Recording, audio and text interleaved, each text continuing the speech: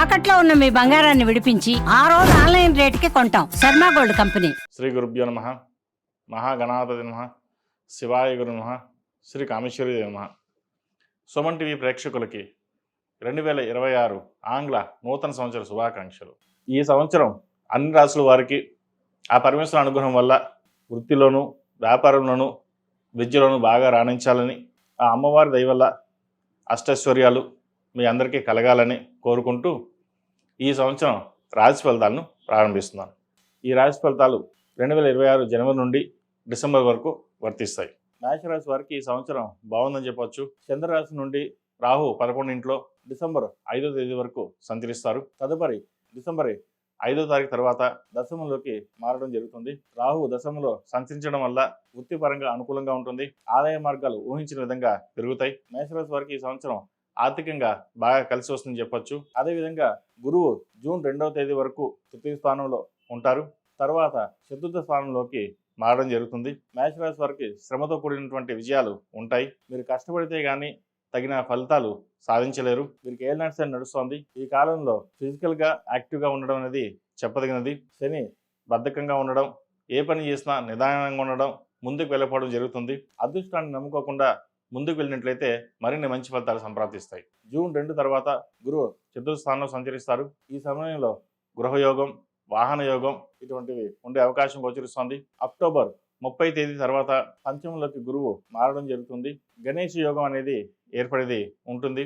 ఈ సమయంలో అన్ని పనులు అనుకూలంగా సాగుతాయి. వృత్తి వ్యాపారాల పరంగా మంచి అభివృద్ధిని సాధిస్తారు. గృహయోగం, వాహన యోగం ఉంది. అదేవిధంగా శని 12వ ఇంట్లో ఉండడం వల్ల ఆరోగ్య సమస్యలు ఎక్కువగా లేనప్పటికీ నిద్రాభంగం వాటిల్లుతుంది. ఆరోగ్యపరంగా కొన్ని జాగ్రత్తలు తీసుకోవాలి. అదేవిధంగా పంచమంలో కేతు డిసెంబర్ 5 వరకు ఉంటారు. జీర్ణ సంబంధించిన వ్యాధులు వచ్చే అవకాశం గోచరిస్తోంది. మేషరాశిపతి అయిన కుజుడు ఫిబ్రవరి 22వ తేదీ వరకు దశమంలో ఉంటారు మకర రాశిలో. ఈ సమయంలో కెరియర్ పరంగా మంచి అభివృద్ధి, గుర్తింపు లభిస్తుంది. ఫిబ్రవరి 23 నుండి ఏప్రిల్ 2వ తేదీ వరకు 11వ ఇంట్లో అంటే కుంభరాశిలో ఉంటారు. ఈ సమయంలో ఆదాయం పెరుగుతుంది. మీ కోరికలు ఏవైతే ఉన్నాయో అవి నెరవేరుతాయి. ఏప్రిల్ 2వ తారీఖు నుండి మే 12వ తారీఖు వరకు 12 ఇంట్లోకి ప్రవేశిస్తారు.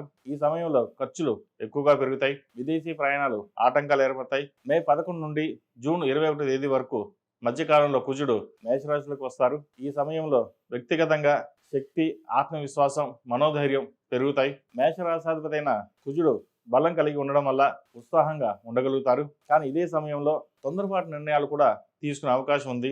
జాగ్రత్త వహించండి.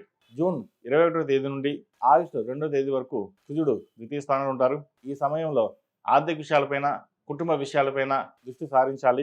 అదేవిధంగా ఈ సమయంలో సహోదరి మధ్య ఏర్పడిన విభేదాలు తొలగిపోతాయి. రక్త సంబంధికులతోటి సఖ్యత అనేది ఏర్పడుతుంది. సెప్టెంబర్ 18 నుండి 12 వరకు కుజుడు 4వ ఇంట్లో ఉంటారు. తల్లిదండ్రుల ఆరోగ్య విషయంలో జాగ్రత్తలు అవసరం. నవంబర్ 12వ తేదీ నుండి సంవత్సరం చివరి వరకు కూడా కుజుడు పంచమంలో ఉంటారు సింహరాశిలో. సంతానం యొక్క భవిష్యత్ అనేది బాగుంటుంది. అదేవిధంగా పంచమంలో కేతు ఉండడం వల్ల విద్యార్థులు చదువు మీద దృష్టి సారించాలి. కాస్త బద్ధకం అనుకోవచ్చు, లేదా నిదానంగా వెళ్దామనే ఆలోచనలు ఎక్కువగా ఉంటాయి. ఏ పని చేసినా ముందుకు వెళ్ళకపోవడం, నిరాశ, నిస్పృహత అనేది ఏర్పడుతుంది. ప్రతి విషయాన్ని ఆచితూచి ముందుకు వెళ్ళడం చెప్పదగిన సూచన. అదేవిధంగా ఈ మేషరాశి వారికి ఏలినాటి నడుస్తుంది కాబట్టి శనికి సంబంధించిన వస్తువులు దానంగా ఇవ్వడం, 8 శనివారాలు శనికి తైలాక్ష్యం చేయించడం చెప్పదగిన సూచన.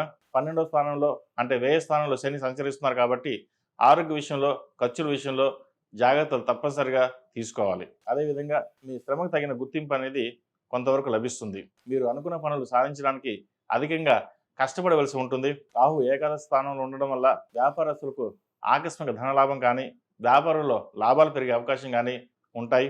మొత్తం మీద ఈ సంవత్సరం మేషరాశి వారికి బాగుందని చెప్పొచ్చు. ఏది ఏమైనా సరే మన సంకల్ప సిద్ధరసనగా ప్రతిరోజు పరమేశ్వరుడు ధ్యానం చేసుకుని మీ కులదైవాన్ని ప్రతిరోజు నామస్మరణ చేసుకుని ముందుకు వెళ్ళడం చెప్పదగినది. అదేవిధంగా ఈ రాశి వారికి అన్ని విధాలుగా బాగుండడానికి అఘోర పాశుపత హోమం చేయించడం చెప్పదగిన సూచన.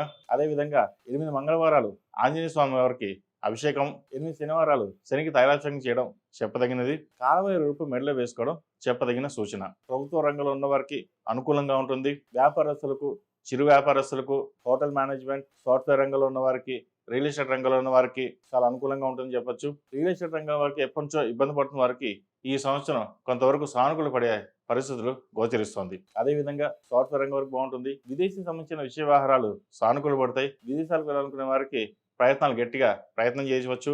అదేవిధంగా విదేశాల్లో ఉన్న వారికి ఉద్యోగరీత్యా ఏవైతే ఇబ్బందులు ఉన్నాయో అవి తొలగిపోవడం, గత 2.5 సంవత్సరాలుగా ఏదైతే ఇబ్బంది పడుతున్నారో ఈ సంవత్సరం కాస్త ఉపశమనం అనేది వీరికి లభిస్తుంది. అదేవిధంగా డెంటిస్ట్కి, వైద్య రంగంలో ఉన్న వారికి, చార్టెడ్ అకౌంట్స్, ప్రభుత్వ పరంగా రెవెన్యూ డిపార్ట్మెంట్ ఈ రంగాల్లో ఉన్న వారికి మంచిగా రాణించగలుగుతారు వీళ్ళు. అదేవిధంగా ఈ రాశిలో జన్మించిన స్త్రీలకు వృత్తి ఉద్యోగాల పరంగా, వ్యాపార పరంగా ఈ సంవత్సరం అనుకూలంగా బాగుంటుందని చెప్పొచ్చు. అయితే కొన్ని తొందరపాటు నిర్ణయాల వల్ల నలుగురిలోనూ అబాసు పాలయ్యే అవకాశం గోచరిస్తోంది. అదేవిధంగా ఒక నిర్ణయం తీసుకున్నప్పుడు మళ్ళీ వెనక అడుగు వేయడం, తర్వాత మళ్ళీ ముందుకు వెళ్ళడం ఇటువంటివి జరుగుతుంటాయి. ఏదైనా ఒక నిర్ణయం తీసుకుంటే అది తూచా తప్పకుండా పాటించండి. ఇవాళ ముందుకు వెళ్దాం, అయ్యో ఏదైనా ఇబ్బంది వచ్చింది, ఎవరో ఏదో అన్నారని చెప్పేసి మళ్ళీ వెనక్కి వెళ్ళడం ఇటువంటివి జరుగుతుంటాయి. ఇటువంటి విషయంలో జాగ్రత్త వహించాలి. అదేవిధంగా జీవిత భాగస్వామితోటి చిన్నపాటి విభేదాలు వచ్చే అవకాశాలు కూడా లేకపోలేదు. ఏదైనా సరే సామరస్యంగా ఉంది, ముందుకు వెళ్ళడం చెప్పదగిన సూచన. ప్రభుత్వ రంగంలో ఉన్న స్త్రీలకు వృత్తి ఉద్యోగాల పరంగా అనుకూలంగా ఉంటుంది. ప్రమోషన్ కానీ, ట్రాన్స్ఫర్ కానీ ఉండే అవకాశాలు గోచరిస్తున్నాయి. భూ సంబంధించిన విషయ వ్యవహారాలు చక్కగా ఉన్నాయి. ఒక గృహం కానీ, వాహనం కానీ కొనుగోలు చేస్తారు. ఈ మేషరాశి వారు ఈ సంవత్సరం సాధ్యమైనంత వరకు దైవ దర్శనాలు చేసుకోవడం, ముఖ్యంగా అరుణాచల స్వామి దర్శనం చేసుకోవడం చెప్పదగినది. ఈ ఏలినాటి శని నడుస్తున్నప్పుడు అరుణాచలేశ్వరం దర్శనం చేసుకోవడం వల్ల కొంతవరకు ఫలితాలన్నీ మంచి ఫలితాలు వస్తాయి. గిరి ప్రదక్షిణ చేయడం అనేది చెప్పదగిన సూచన.